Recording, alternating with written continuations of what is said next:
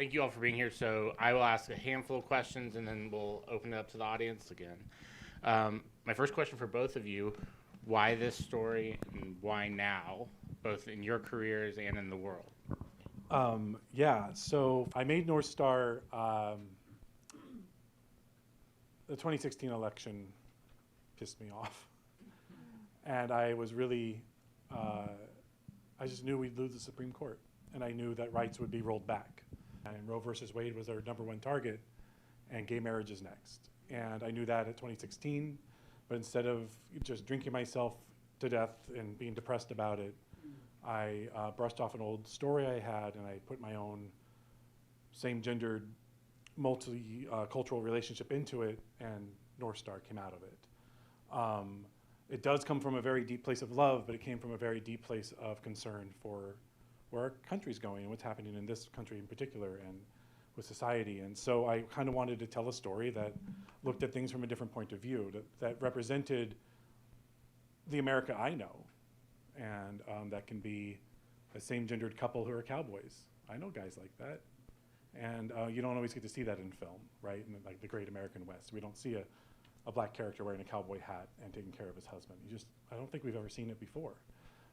So this is an opportunity to sort of bring that forward. Films. I'm curious with North Star, we learn so much about them and yet so little.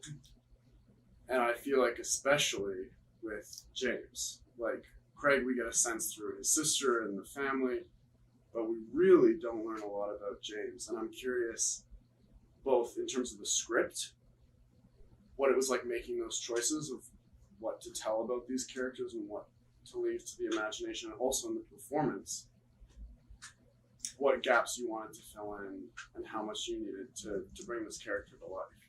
Well, thank you. I think that, I know we made some decisions. I love the fact that you just like, you start with him just on a day and you get to know little fragments of him. But I think he's revealed in what he's doing. I think more than anything, I think that's the most important thing. I think that you can probably glean that he may not have a close relationship with his family, that he's maybe been ostracized, possibly. For me, I try to double down as an actor to make choices that are more complicated and more difficult. It's like, okay, yeah, what if this is all he has, is this man? And they made a decision to they had a ranch, it was thriving, et cetera, but now they're hemorrhaging money, and his job, I don't know what's going to happen to Jimmy after this, but he knows that this is part of his purpose, and this is his love. And this is what he takes care of. I thought that was the most important thing.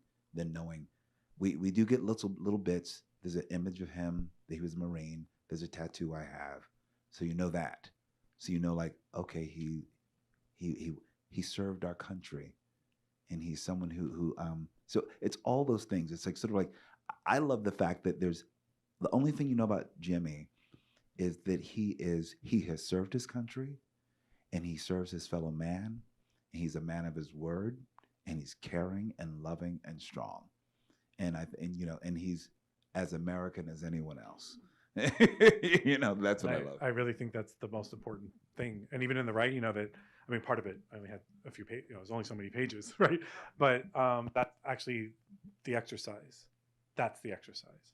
We don't need to know much more about him other than his actions. His actions tell us everything we need to know about who he is, because that's what character is. It's the stuff you're doing when nobody's watching. Somebody at a Q&A once said, or it might have been a review, that scene where James takes care of Craig is something that feels like we're not supposed to be in that room because we're not supposed to see this, and we linger in it. And that's on purpose, right? Because that's when it's important. When nobody's ever going to know what you're doing, that you're doing something amazing and you're never going to get credit for it. That's who Jimmy is. It was Craig's illness.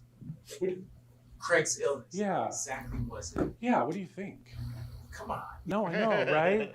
But here's the thing I found by doing it this way. And even when it was script forms, the script doesn't say either. Malcolm and I talked about what it could be.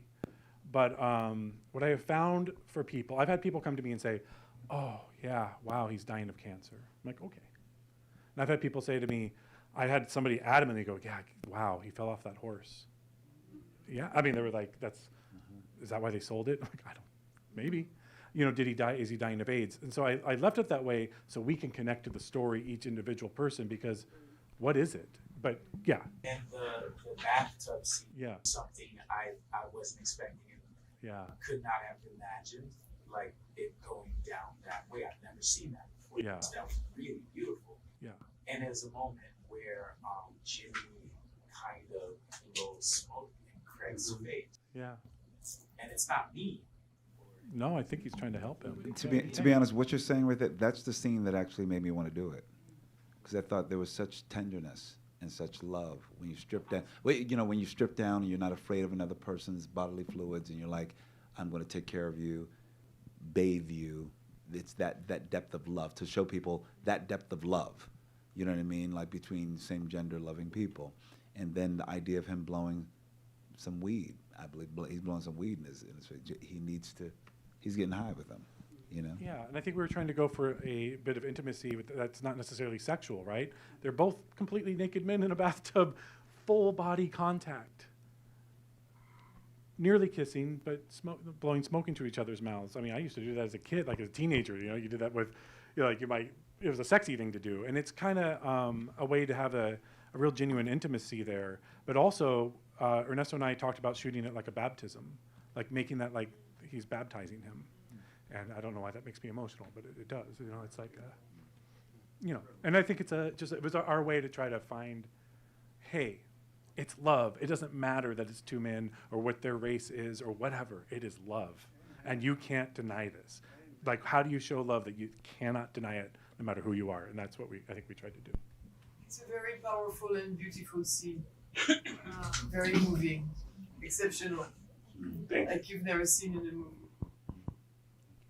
First of all, the cinematography in North Star was amazing.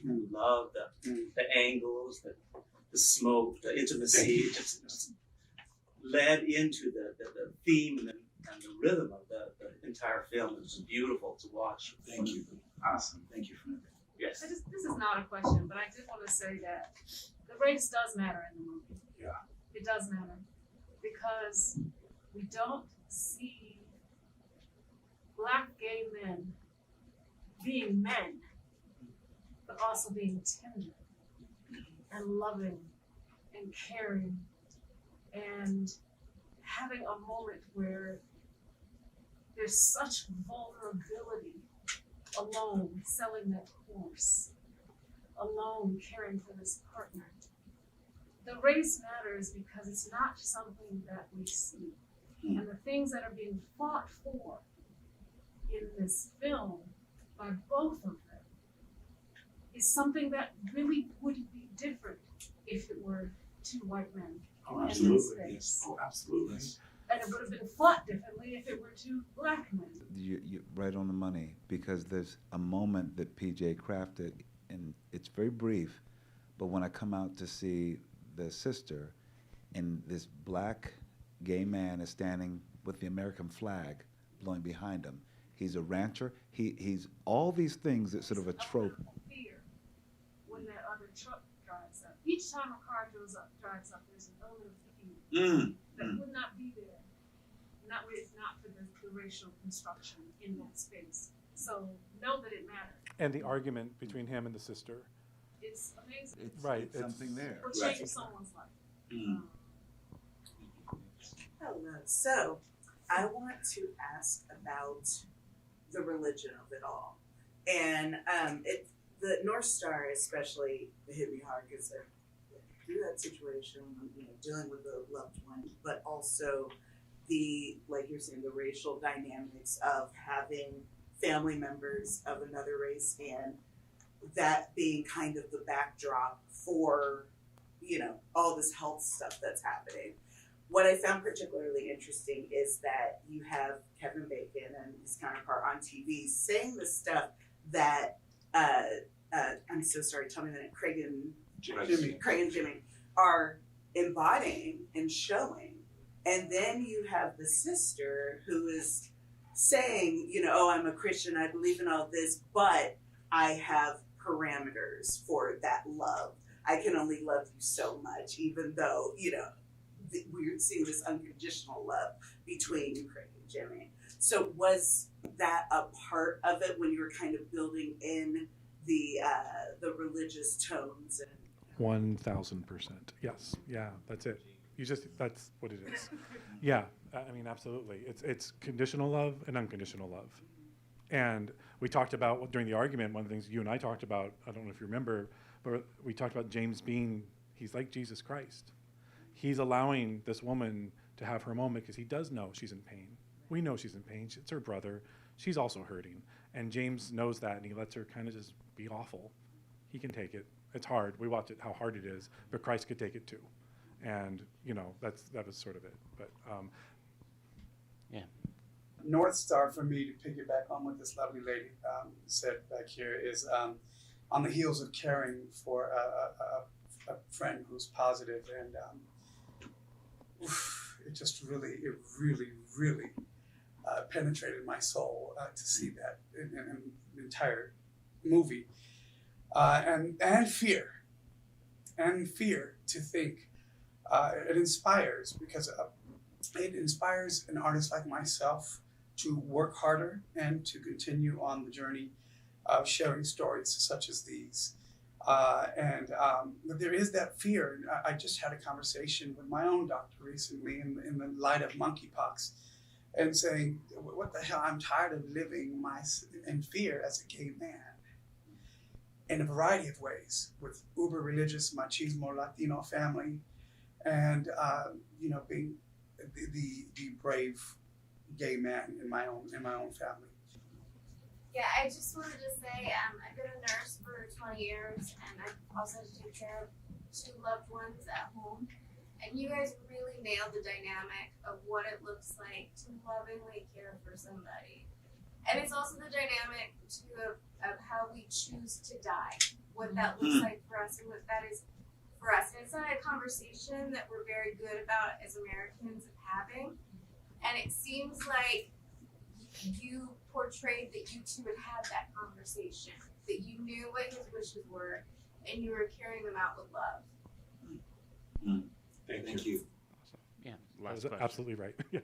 Can you talk a little bit about casting the film, where not just how you and Colman connected, but then it's an amazing cast across the board, how you connected with certain other people. Everybody probably wants to know about Kevin Bacon, so you can touch on that too. Sure, yeah. The casting of this was an interesting process. I always knew I wanted Colman to play that character. I didn't know you, but he was on my vision boards. Those are important, by the way. For all the filmmakers and storytellers, make the vision boards. They are. I didn't think they were, and I did it, and it works. Look, he's here.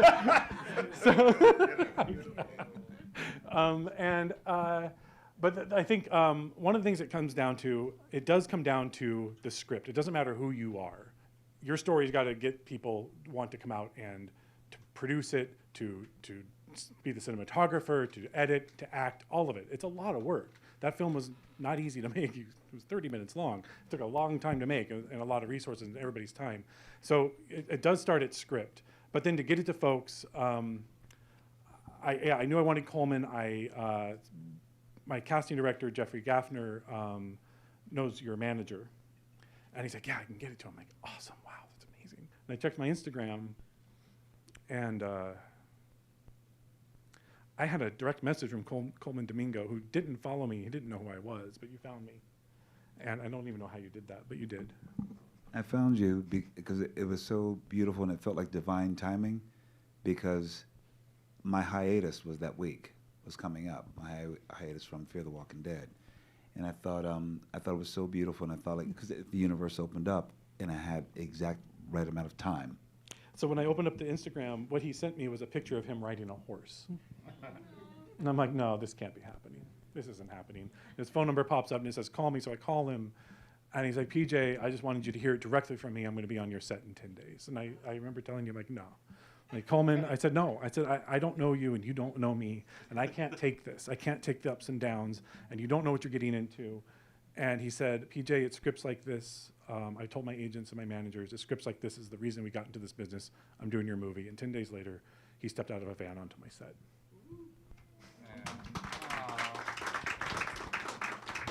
And then we became friends. So one day I got a phone call from Kevin Bacon. He's like, "You're offering me a role nobody's ever offered me before." I'm like, "What?" He's like, "I've never played televangelist." I'm like, "Okay." What is happening? So we're now 0 degrees, I think. 0 degrees We're to zeros. Kevin Bacon. That was the whole point. So it's kind of crazy. So how did you create the look of it? Because obviously it's gorgeous in scope. Sure. So this is a place called Trinity County. It's in California.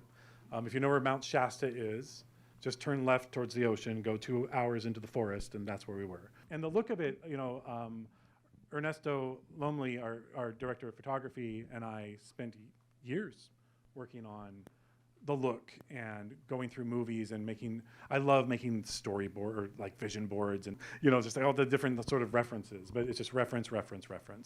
And then lots of very early mornings, Right. Lots of 3:30, 4 a.m. call times. I was going to bring you something when I saw you next, and I'm seeing you now, so I brought something for you. I'm going to give it to you in front of people to put you on the spot. What do you This is, I'm not going to cry. This has been in storage, and I found it, and I thought we have to make sure you have it. Oh my God! Wow, man.